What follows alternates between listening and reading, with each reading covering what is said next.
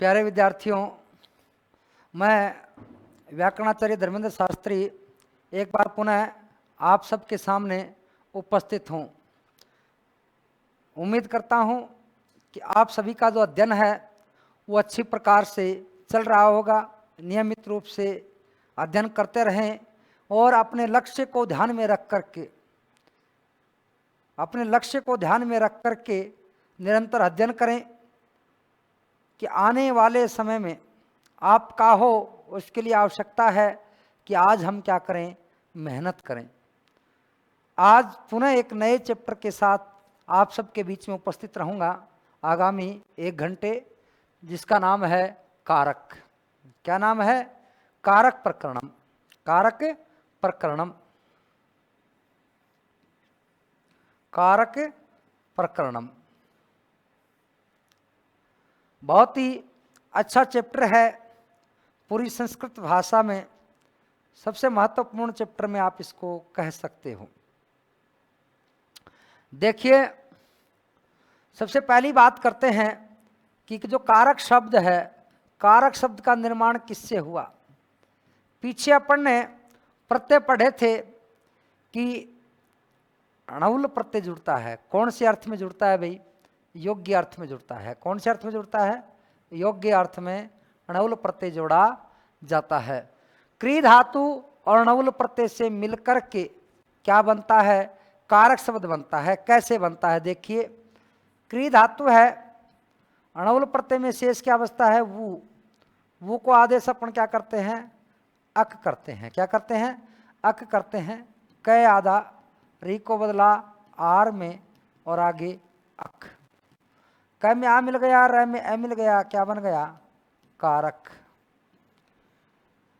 क्योंकि आपको पता है जहां पर भी यह की या न की संज्ञा होती है, लोप होता है, वहां पर अपन क्या करते हैं? यह का या न का जहां पर भी लोप होगा वहां वृद्धि आदेश करते हैं। तो ई को वृद्धि आई होती है, ऊ को वृद्धि औ होता है और री को वृद्धि आर होती है। तो यहां री को वृद्धि मैंने क्या की? आर की। कारक बन गया। क्या बन गया? कारक बन गया। और जब आप लिंग में चलाते हो, कारक है, कारिका, कारकम। अब देखिए, क्री धातु किस अर्थ में होती है भाई? करना अर्थ में। किस अर्थ में होती है? करना अर्थ में होती है। कौन से अर्थ में होती है? करना अर्थ में होती है। तो इसका शाब्दिक अर्थ जो कारक का होगा वो होगा करने योग्य। क्या होगा? करने योग्य। कारक किसको बोलेंगे? करने योग्य। क्या बोलेंगे? करने योग्य। कारक किसको कहेंगे? करने योग्य। कारक की जो परिभाषा आती है,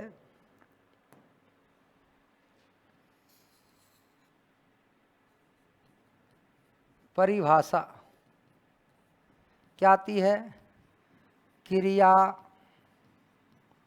जनकत्वम कारकत्वम। क्रिया जनकत्वम कारकत्वम। क्रिया को उत्पन्न करने वाला या क्रिया को पूरा करने वाला या क्रिया का जो प्रमुख कारक होता है, क्रिया को पूरा करने वाला, यानी क्रिया को उत्पन्न करने वाला, क्रिया को उत्पन्न करने वाला, क्रिया को उत्पन्न करने वाला, उत्पन्न करने वाला, क्रिया को उत्पन्न करने वाला कारक कहलाता है।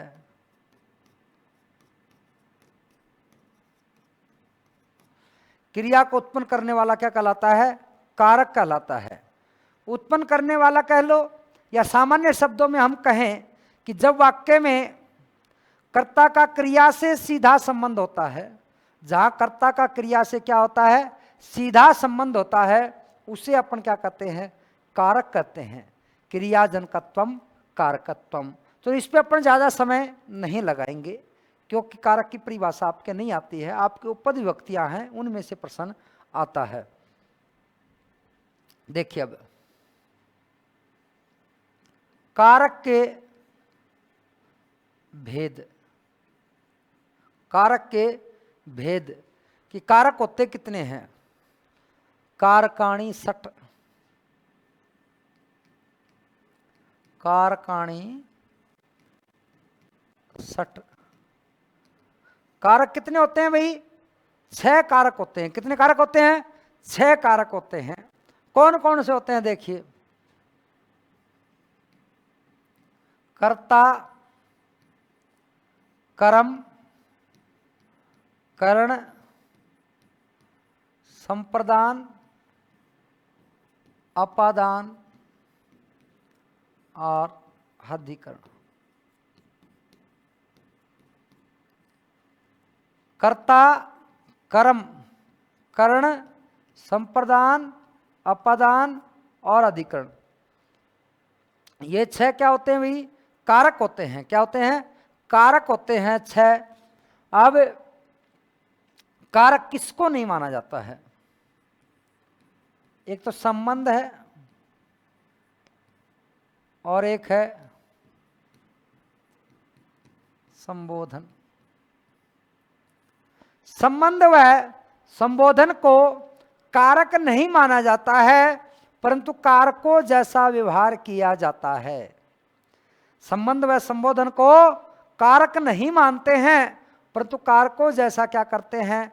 व्यवहार करते हैं। जैसे देखिए भाई, संबंध है, संबोधन तो देखो कर्ता कारक का ही एक भेद होता है। कर्ता कारक का ही, कर्ता कारक का ही भेद होता है, अतः इसे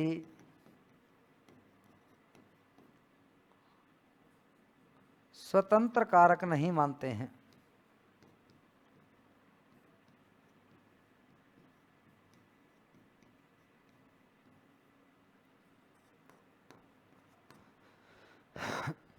कर्ता कारक का ही, कर्ता कारक का ही एक भेद होता है। संबोधन कर्ता कारक का ही क्या होता है? भेद होता है, अतः इसे स्वतंत्र कारक नहीं माना जाता है। देखिए संबोधन किसको बोलते हैं? अभिमुखी कृत्य ज्ञापनम इति संबोधनम।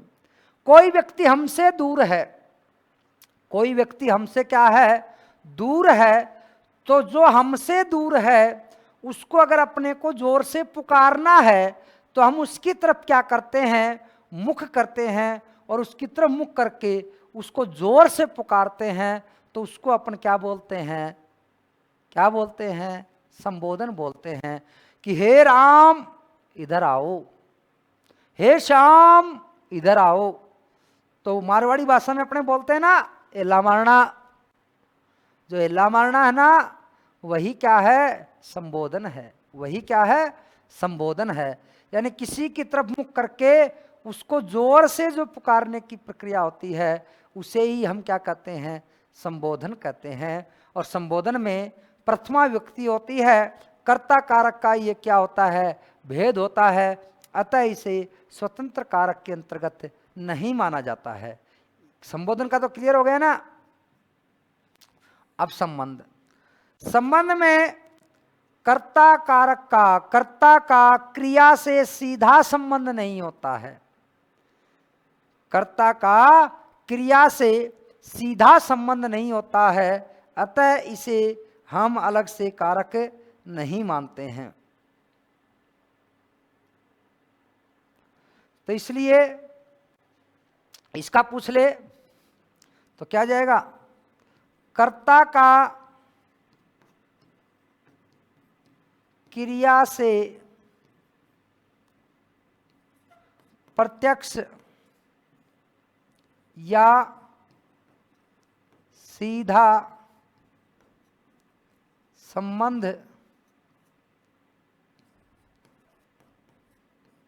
नहीं होता है। कर्ता का क्रिया से प्रत्यक्ष या सीधा संबंध नहीं होता है, कर्ता का क्रिया से प्रत्यक्ष या सीधा संबंध नहीं होता है, अतः इसे स्वतंत्र कारक नहीं माना जाता है। परंतु इन दोनों के साथ कारकों जैसा ही क्या किया जाता है, व्यवहार किया जाता है। इन दोनों के साथ कारकों जैसा ही क्या करते हैं, व्यवहार करते हैं। कहने का मतलब ध्यान देना, कारक के भेद, कारकाणी सट। कारक कितने होते हैं भाई, 6 होते हैं। कितने कारक होते हैं, 6 होते हैं। कौन कौन से, कर्ता, कर्म, करण, संप्रदान, अपादान और अधिकरण। कर्ता, कर्म, करण, संप्रदान, अपादान, अधिकरण। कारक किसे नहीं मानते हैं, संबंध व संबोधन को क्या नहीं माना जाता है, कारक नहीं माना जाता है। क्यों नहीं माना जाता है, क्योंकि संबोधन तो कर्ता कारक का ही एक भेद होता है, इसमें प्रथमा व्यक्ति का ही प्रयोग किया जाता है, इसलिए इसे स्वतंत्र कारक की संज्ञा नहीं दी जाती है। संबंध में कर्ता का क्रिया से सीधा संबंध नहीं होता है, अतः इसे भी हम क्या नहीं मानते हैं, कारक नहीं मानते हैं। एक बात।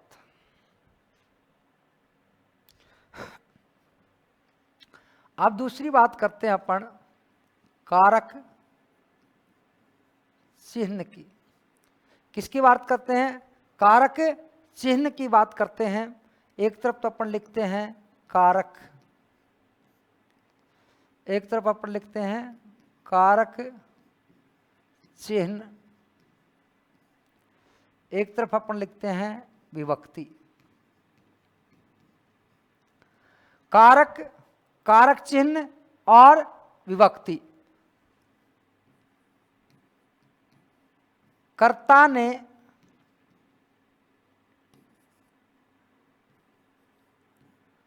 कर्म को करण से द्वारा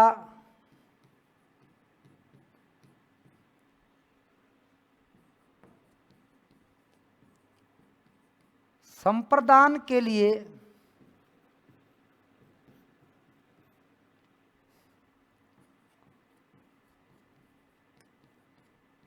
अपादान से अलग होना, अपादान से अलग होना संबंध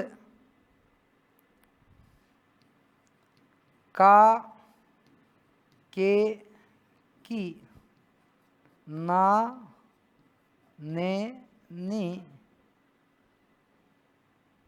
रा रे री।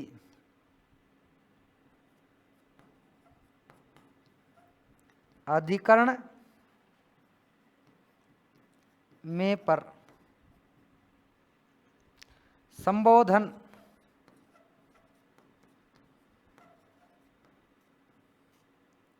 हे भो अरे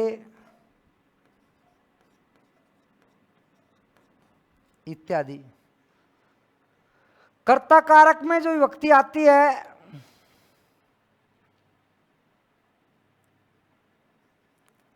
प्रथमा और तृतीया, इसमें आती है द्वितीया प्रथमा, इसमें आती है तृतीया,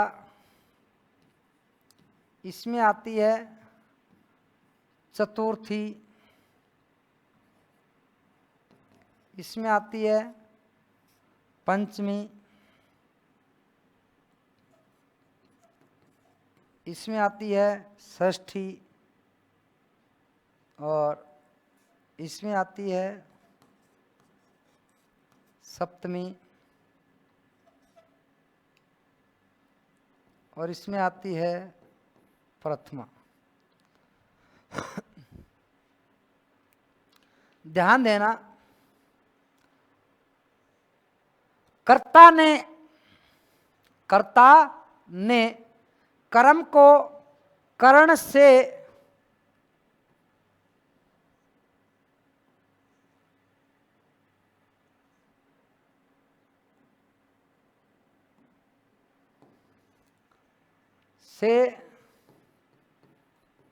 के द्वारा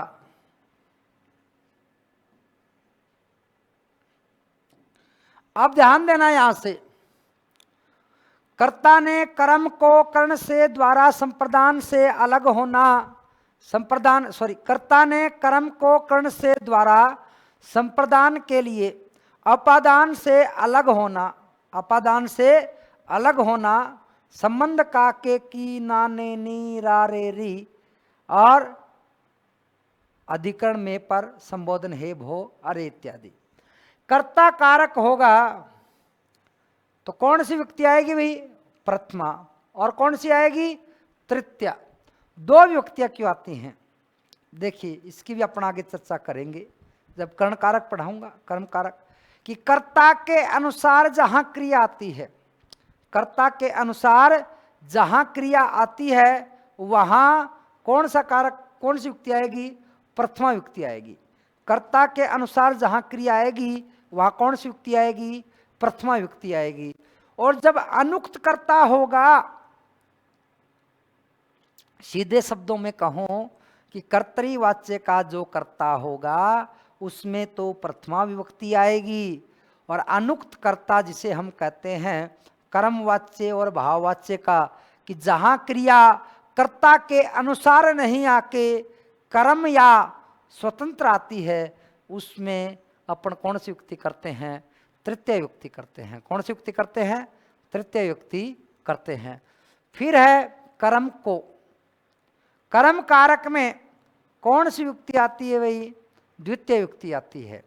और कर्तृवाच्य का जो कर्म होता है, अनुक्त कर्म में तो द्वितीय आएगी और उक्त कर्म में प्रथमा आएगी। उक्त कर्म का मतलब हो गया जहां कर्म के अनुसार क्रिया आएगी, जहां कर्म के अनुसार क्रिया आएगी वह कर्म कैसा कर्म कहलाएगा? उक्त कहलाएगा। कैसा कहलाएगा? उक्त कहलाएगा। जहां कर्म के अनुसार क्रिया आएगी वहां कौन सी युक्ति आएगी? प्रथमा युक्ति आएगी। कर्ण कारक में कौन सी युक्ति आएगी? तृतीय युक्ति आएगी। कौन सी युक्ति आएगी? तृतीय युक्ति आएगी। संप्रदान में चतुर्थी युक्ति आएगी। कौन सी युक्ति आएगी? चतुर्थी युक्ति आएगी। अपादान से अलग होना, जब अलग होने का भाव होगा वहां पंचमी आएगी। संबंध में षष्ठी आएगी, अधिकरण में सप्तमी आएगी और संबोधन में प्रथमा युक्ति आएगी। अब अपन एक एक कारक की क्या करते हैं? चर्चा करते हैं। कर्ता कारक,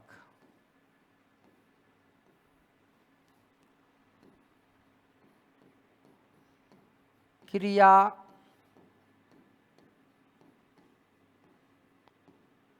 संपादक है कर्ता।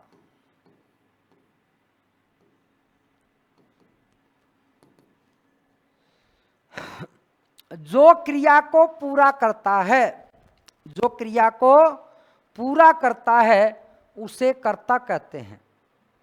जो क्रिया को क्या करता है? पूरा करता है, उसे हम क्या कहते हैं? कर्ता कहते हैं। जो क्रिया को पूरा करता है उसे हम क्या कहते हैं? कर्ता कहते हैं। जैसे राम बाजार जाता है, सीता फल लाती है,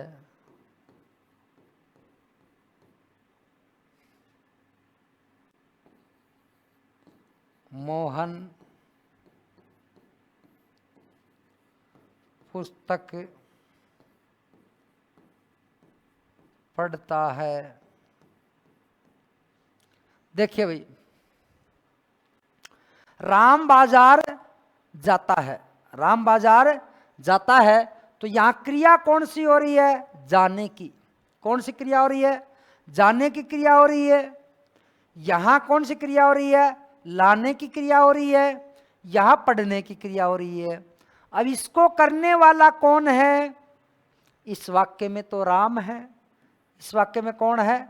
राम है। इस वाक्य में कौन है? सीता है। इसमें कौन है? मोहन है। राम, सीता और कौन है? मोहन है। अब मैंने आपको बताया कि जहां क्रिया संपादक कर्ता जो क्रिया को पूरा करता है, जो क्रिया को क्या करता है? पूरा करता है, उसे अपन क्या बोलते हैं?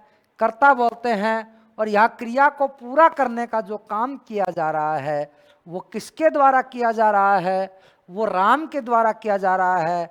इसलिए राम को क्या बोलेंगे अपन? कर्ता बोलेंगे। सीता को फल लाने का काम कर रही है। कहने का मतलब कर्ता आप सबको पता है कि जो भी क्रिया को करता है उसे अपन क्या बोलते हैं? कर्ता बोलते हैं। ये केवल कर्ता की क्या है? परिभाषा है। फिर दूसरी बात,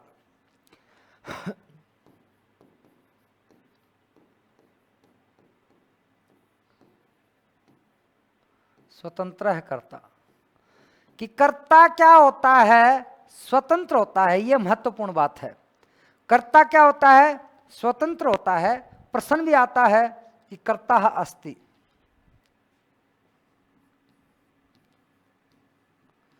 कर्ता अस्ति, कर्ता होता है भाई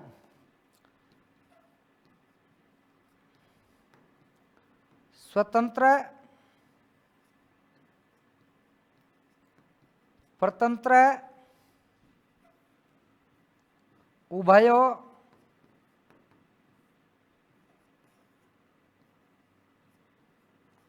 और कोअपि न।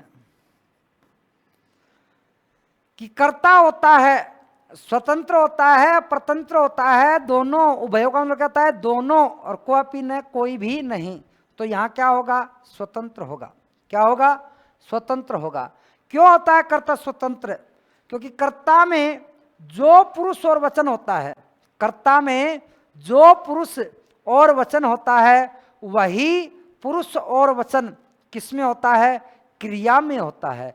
यानी क्रिया कर्ता के अनुसार आएगी, न कि क्रिया के अनुसार क्या आएगा? कर्ता आएगा। यानी कर्ता के अनुसार किसका प्रयोग होगा? क्रिया का प्रयोग होगा। किसका प्रयोग होगा? क्रिया का प्रयोग होगा। बात समझ में आई कि नहीं आई? कर्ता के अनुसार क्रिया आती है। कर्ता के अनुसार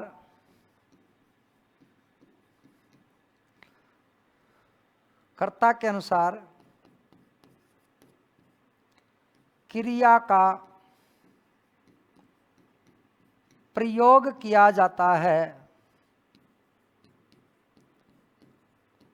अर्थात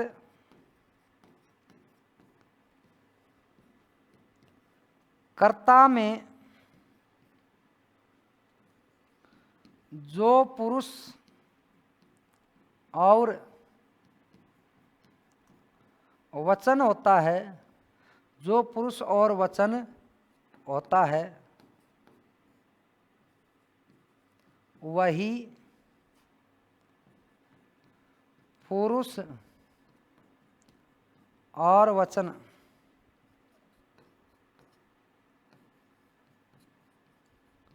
क्रिया में भी होता है।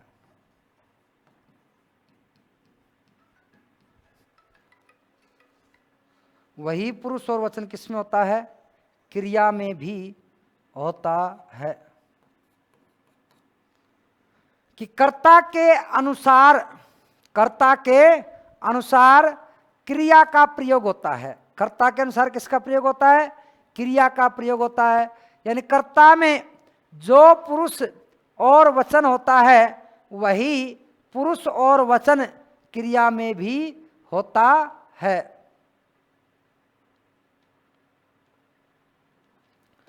कर्ता में जो पुरुष और वचन होता है वही पुरुष और वचन किसमें होता है? वही क्रिया में भी होता है। कहने का मतलब अपन ने जब मैंने लकार पढ़ाए, आपको धातु रूप पढ़ाए, तो वहां अपन ने बताया था कि प्रथम पुरुष एक वचन का कर्ता होगा तो क्रिया भी प्रथम पुरुष एक वचन में ही आएगी। कर्ता अगर मध्यम पुरुष एक वचन का होगा तो मध्यम पुरुष एक वचन में ही आएगी। और कर्ता अगर उत्तम पुरुष एक वचन में है तो क्रिया भी उत्तम पुरुष एक वचन में ही आएगी। यही बात कहता है कि कर्ता के अनुसार क्रिया का प्रयोग किया जाता है, अर्थात कर्ता में जो पुरुष और वचन होता है, कर्ता में जो पुरुष और वचन होता है वही पुरुष और वचन किसमें होता है? क्रिया में भी होता है। ये बात समझ में आ गई? अब देखिए भाई, ये तो थी आपकी सामान्य जानकारियां। अब देखिए महत्वपूर्ण जो चीज आती है वो आती है सूत्र प्रातिपदिकार्थ लिंग परिमाण वचन मात्रे प्रथमा।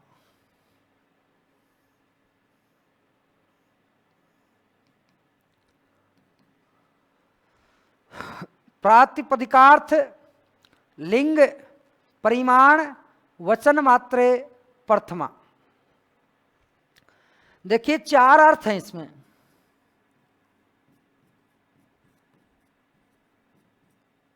एक अर्थ तो आ रहा है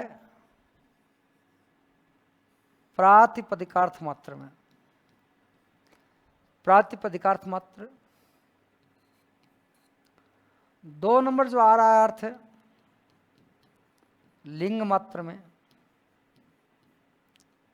3 नंबर जो अर्थ आ रहा है वो आ रहा है परिमाण मात्र में। 4 नंबर जो अर्थ आ रहा है वो आ रहा है वचन मात्र में। एक सूत्र आता है संबोधने च। कौन सूत्र आता है? संबोधने च।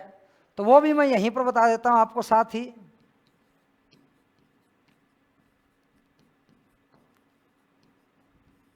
संबोधन में और नंबर 6 नाम मात्र में। देखिए भैया,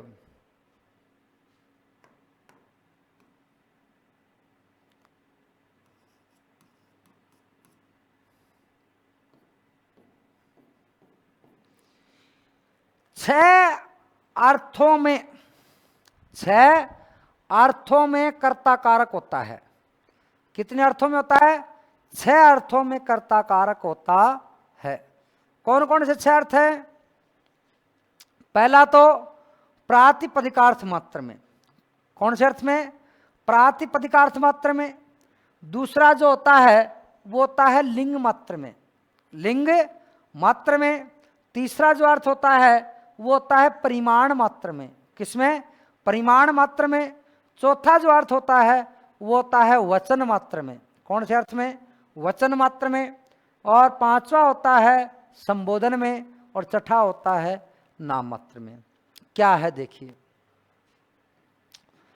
परीक्षा में रिट 2018 में आया था ये कि परिमाण मात्र में कौन सी विभक्ति होती है। जहां कर्ता कारक होगा वहां कौन सी युक्ति होगी भाई? प्रथमा युक्ति होगी। कौन सी युक्ति होगी? प्रथमा युक्ति। सबको पता है। दूसरी बात, अगर यह पूछ ले कि परिमाण मात्र में कौन सा कारक होता है, तो कौन सा कारक होता है भाई? कर्ता कारक होता है। कौन सा कारक होता है? कर्ता कारक होता है। आपसे पूछ ले कि वचन मात्र में कौन सा कारक होता है? कर्ता कारक होता है। विभक्ति पूछ ले कौन सी होती है? प्रथमा होती है। अब समझना आपको क्या है, देखिए निरर्थक शब्द को सार्थक बनाना, निरर्थक शब्द को सार्थक बनाना ही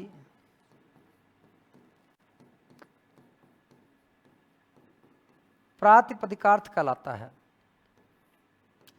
देखो भाई, एक संस्कृत में नियम है, ए पदम न प्रयुंजित।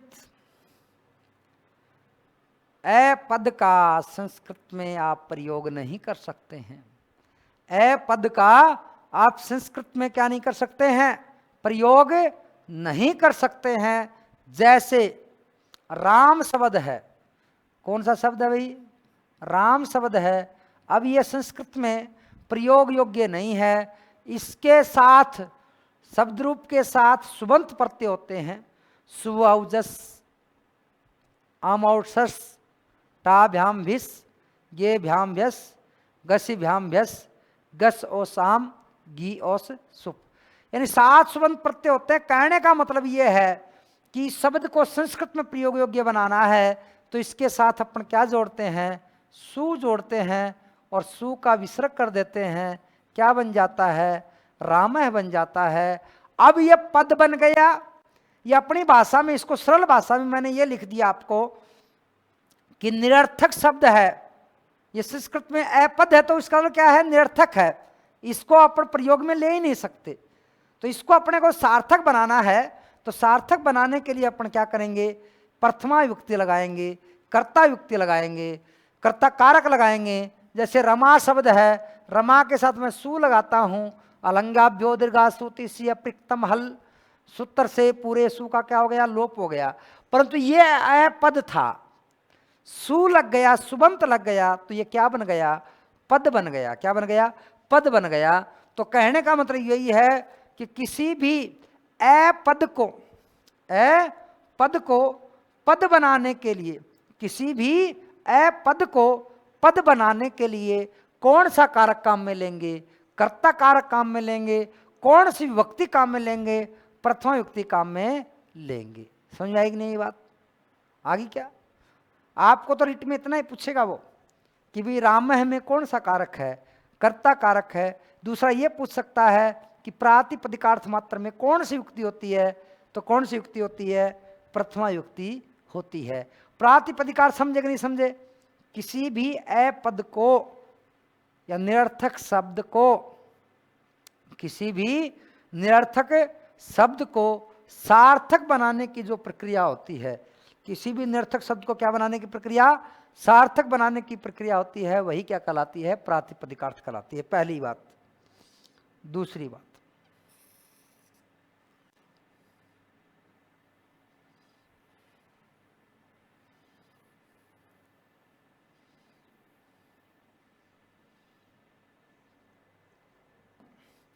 अब ये चीज तो समझ गए।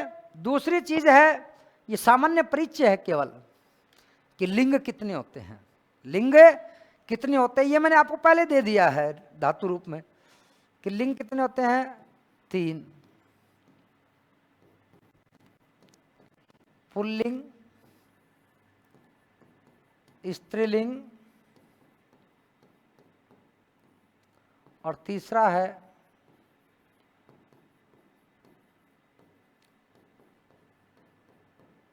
नपुंसकलिंग।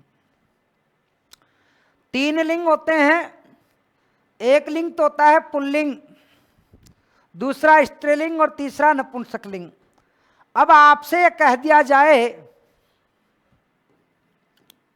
तट शब्द है भैया, कौन शब्द है? तट। इसमें कौन सा लिंग है? इसमें कोई भी लिंग नहीं है। क्यों नहीं है? क्योंकि ये पद ही नहीं है। ये क्या नहीं है? पद ही नहीं है। पद कब बनेगा ये? जब इसके साथ कोई विभक्ति जोड़ी जाएगी।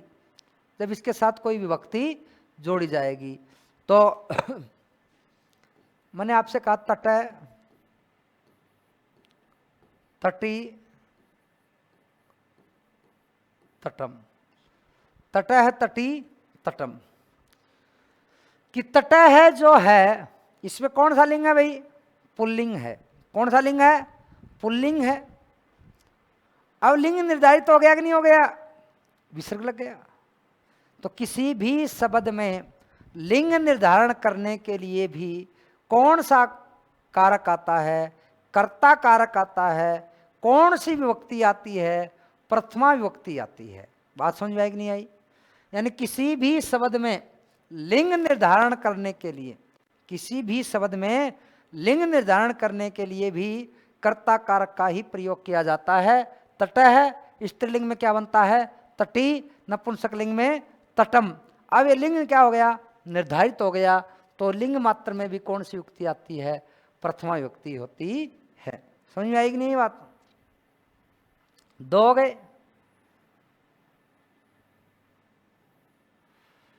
कि प्रातिपदिकार्थ मात्र में, लिंग मात्र में, परिमाण मात्र में और वचन मात्र में कौन सी युक्ति का प्रयोग किया जाता है? प्रथमा युक्ति का प्रयोग किया जाता है। तीसरा है परिमाण मात्र में। किसी भी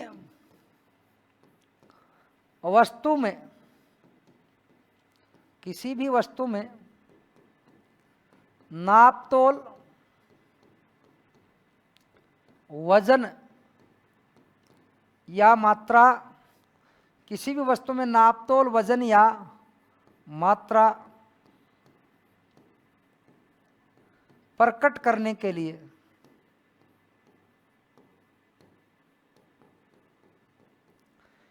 किसी भी वस्तु में नापतोल, वजन या मात्रा प्रकट करने के लिए भी प्रथमा विभक्ति का प्रयोग किया जाता है। यही पूछा था रिट में, और इसका उदाहरण आता है, बहुत ही प्रसिद्ध उदाहरण है, द्रोणो व्रीहि, द्रोण है धनम व्रीहि। उत्तर विसर्ग संधि हुई है यहाँ हसी च से। किससे हुई है? हसी च से। शब्द क्या बनता है ये? द्रोण प्लस अव्रीहि। विसर्ग से पहले ए आ रहा है, विसर्ग के बाद हस प्रत्याहार का कोई भी वर्ण आ रहा है। विसर्ग से पहले क्या आ रहा है? ए आ रहा है, विसर्ग के बाद हस प्रत्याहार का कोई भी वर्ण आ रहा है, इसलिए ए होने से ऊ बनेगा और ए और ऊ से मिलके क्या हो जाएगा? ओ हो जाएगा। देखिए, द्रोण पहले कोई हुआ करता था पात्र। द्रोण क्या हुआ करता था? कोई पात्र। जैसे अपने कहते ना भी एक पिप्पा गेहूं का देना, पिप्पे का एक पात्र बना लिया, ऐसे ही कोई द्रोण नामक पहले पात्र हुआ करता था। और द्रोणो व्रीहि का मतलब होता है द्रोण भर चावल, द्रोण भर चावल। तो ये कोई पात्र था जो क्या कहता है कि द्रोण भर चावल। तो परिमाण किसी भी वस्तु में नापतोल, वजन या मात्रा प्रकट करने के लिए, किसी भी वस्तु में नापतोल, वजन या मात्रा प्रकट करने के लिए भी कौन सा काम में लिया जाता है भाई? प्रथमा युक्ति काम में ली जाती है। किसी वस्तु में नापतोल, वजन या मात्रा प्रकट करने के लिए भी प्रथमा युक्ति का प्रयोग किया जाता है।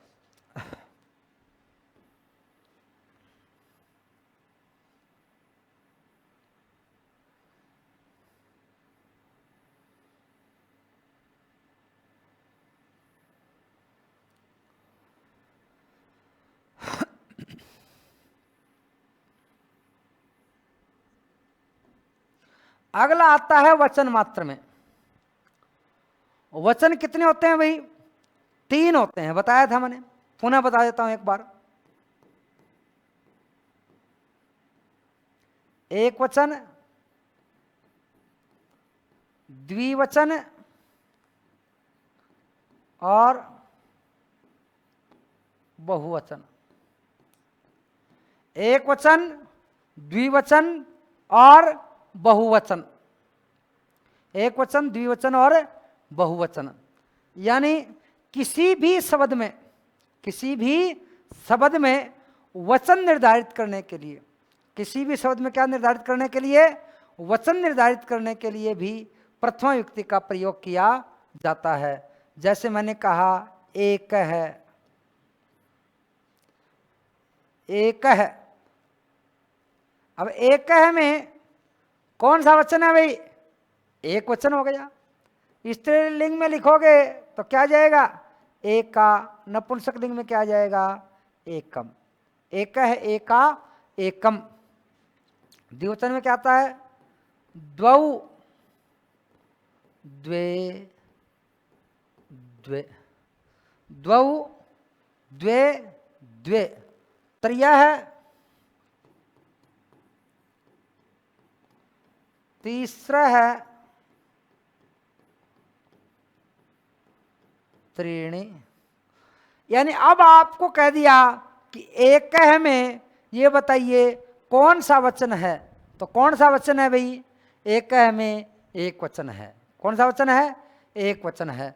द्वौ में पूछे कौन सा वचन है भाई, द्विवचन है।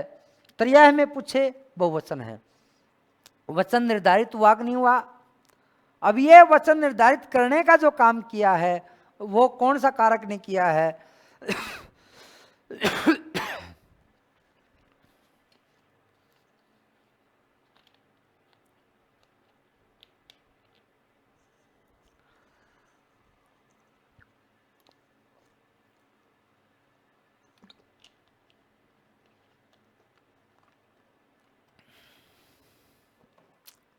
यहां जो निर्धारण किया है वो निर्धारण किसने किया है, वो कर्ता कारक ने किया है। इसलिए इसमें अपन क्या करेंगे, प्रथमा कारक का, कर्ता कारक का ही प्रयोग किया जाता है। अब देखिए अगला संबोधन मात्र में, कि किसी भी संबोधने से एक सूत्र आता है, वो कहता कि संबोधन में भी प्रथमा विभक्ति का ही प्रयोग किया जाता है। संबोधन में भी प्रथमा विभक्ति का ही प्रयोग करते हैं। जैसे हे राम, हे राम, ये कौन सा कारक हो गया, संबोधन हो गया। आपसे पूछे परीक्षा में कि हे रामऊ हे रामा संबोधनम, हे रामऊ हे रामा संबोधनम।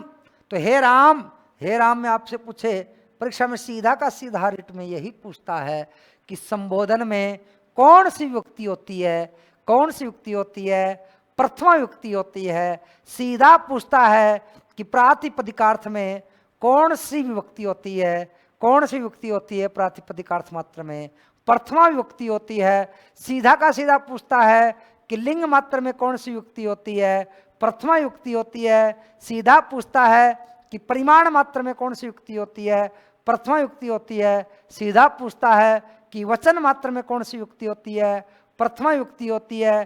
सीधा का सीधा पूछता है कि संबोधन में कौन सी विभक्ति होती है, प्रथमा विभक्ति होती है। नाम मात्र में कौन सी विभक्ति होती है, प्रथमा विभक्ति होती है। मैं कह दूं कि हे कृष्ण, हे कृष्ण, कहने का मतलब यही है कि जो कर्ता कारक होता है ना, संबोधन कर्ता कारक का एक भेद होता है। और कर्ता में कौन सी विभक्ति होती है, प्रथमा विभक्ति ही होती है। फिर नाम मात्र में, किसमें, नाम मात्र में, किसी का नाम लेना हो, किसी का नाम लेना हो या नाम लिखना मात्र हो, किसी का नाम लिखना मात्र हो, तो वहां भी कौन सा कारक करेंगे, कर्ता कारक करेंगे। मतलब नाम लिखना ही है किसी का, तो भी कौन सा कारक करना है, कर्ता कारक करना है। जैसे मैंने आपसे कहा कृष्ण, क्या कहा, कृष्ण। अब इसको लिखना है, नाम लेना है किसी का, तो क्या हो गया, कृष्ण है, कृष्ण है। मैंने आपसे कहा कि राम है, मैंने आपसे कहा हरि, मैंने आपसे कहा गुरु, यानी मैंने आपसे कहा रमा। यानी नाम लेने के लिए भी, नाम लेने के लिए भी आपको कौन सा कारक करना पड़ेगा भाई, कर्ता कारक करना पड़ेगा।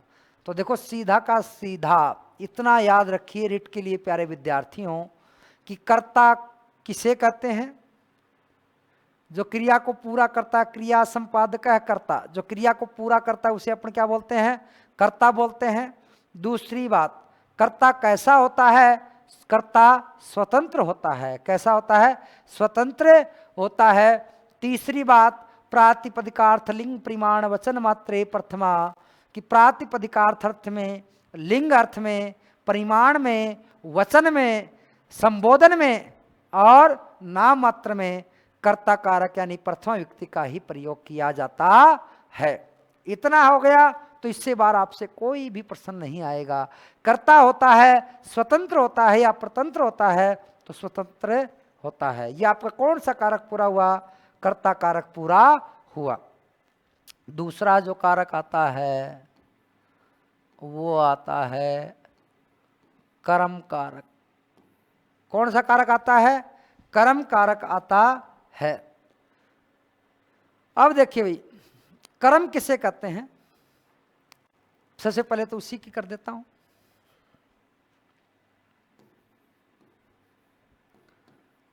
कर्म संज्ञा विधायक सूत्र। कर्म संज्ञा विधायक सूत्र। कर्तूरी ईप्सित तमम कर्म। सूत्र है कर्तुः ईप्सितमम कर्म। देखिए टुकड़े करते हैं इसके।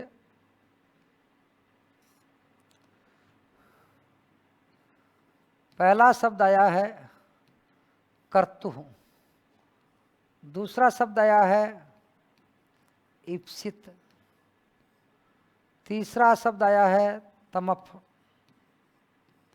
चौथा शब्द आया है कर्म।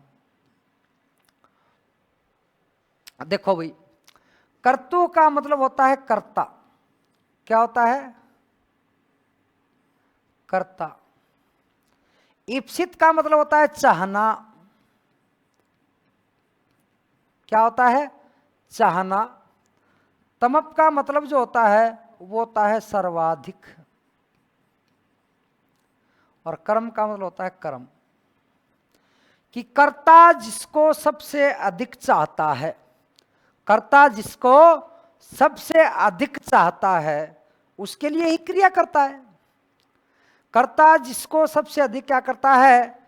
चाहता है, उसकी कर्म संज्ञा होती है। यानी कर्ता जिसके लिए क्रिया करता है, सीधे शब्दों में कह दूं, कर्ता जिसको सबसे अधिक, कर्ता जिसको सबसे अधिक चाहता है, कर्ता जिसको सबसे अधिक चाहता है उसकी कर्म संज्ञा होती है। कर्ता जिसको सबसे अधिक चाहता है उसकी क्या होती है? कर्म संज्ञा आती है। जिसको सबसे अधिक चाहता है उसके लिए ही क्या करता है? वह क्रिया करता है। जैसे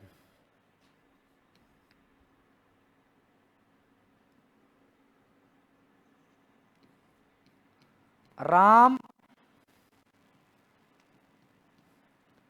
बाजार जाता है। राम बाजार जाता है।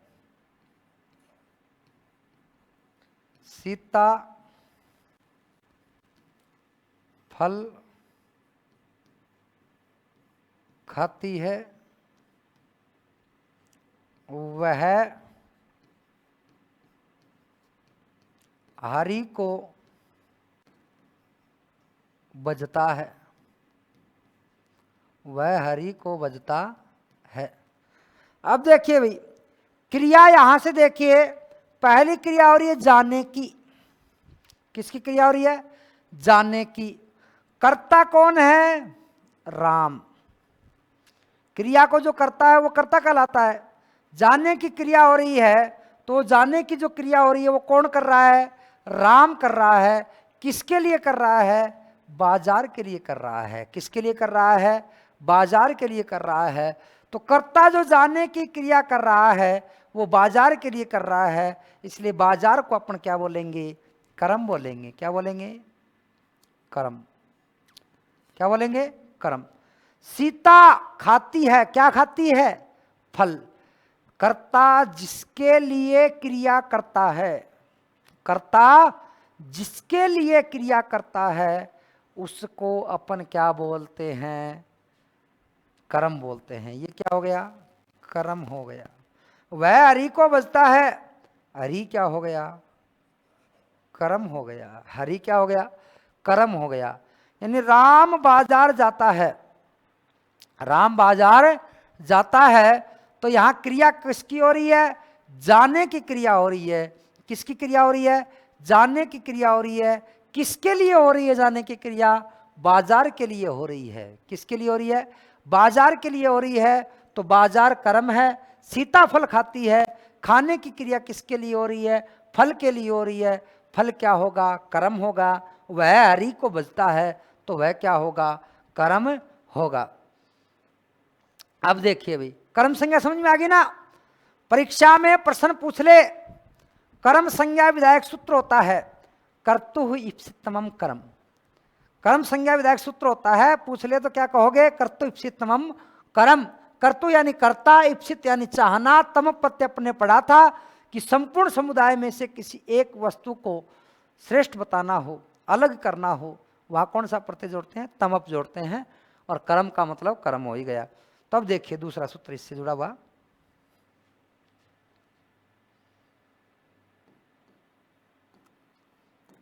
कर्मणि द्वित्य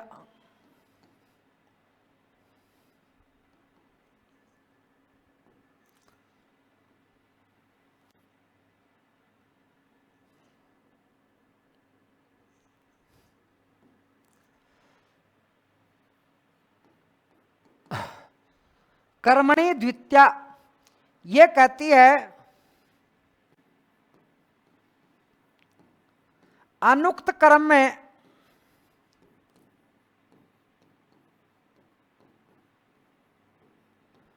द्वितीय विभक्ति का, अनुक्त कर्म में द्वितीय विभक्ति का प्रयोग किया जाता है।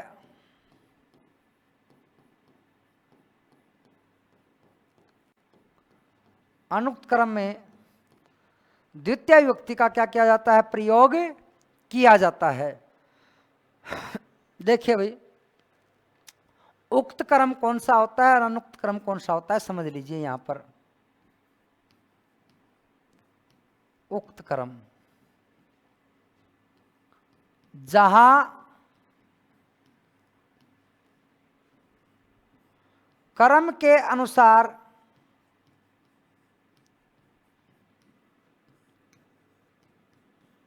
क्रिया का प्रयोग किया जाए, जहां कर्म के अनुसार क्रिया का प्रयोग किया जाता है, जहां कर्म के अनुसार क्रिया का प्रयोग किया जाता है, उसे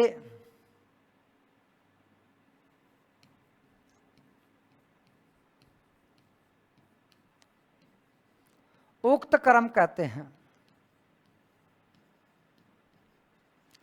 जहां कर्म के अनुसार क्रिया का प्रयोग किया जाता है, इसका मतलब समझे क्या? कि कर्म में जो पुरुष और वचन हो, वही पुरुष और वचन किस में हो? क्रिया में हो।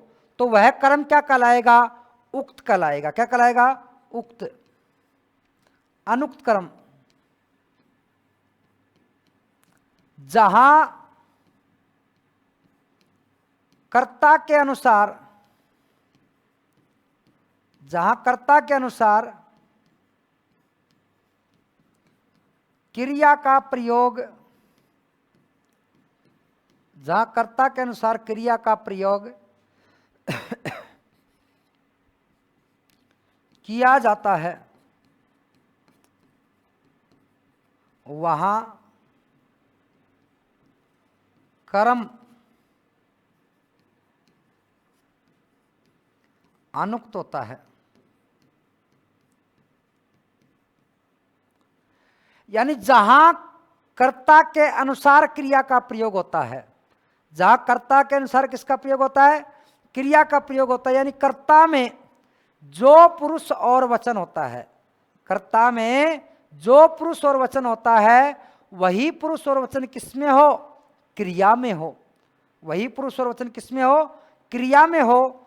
तो वह क्या कहलाएगा, वहां कर्म अनुक्त होता है।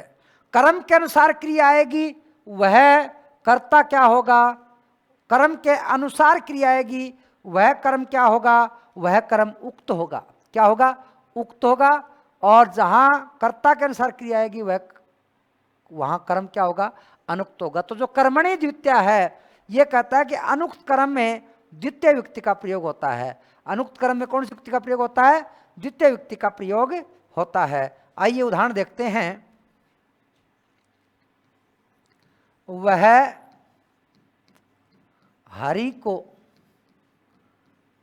भजता है, वह हरि को क्या करता है, भजता है। तो वह को क्या बोलोगे, सह।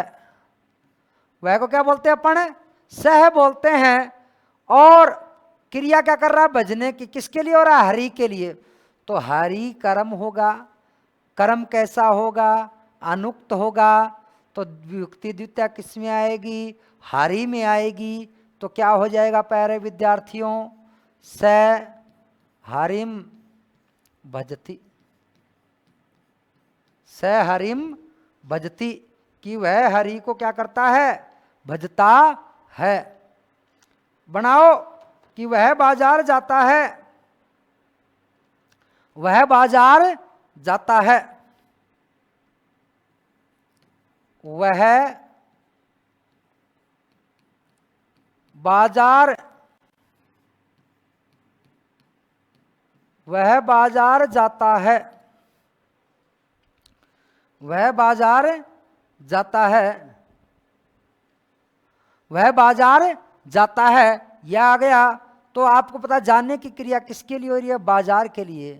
तो बाजार तो कर्म हो गया और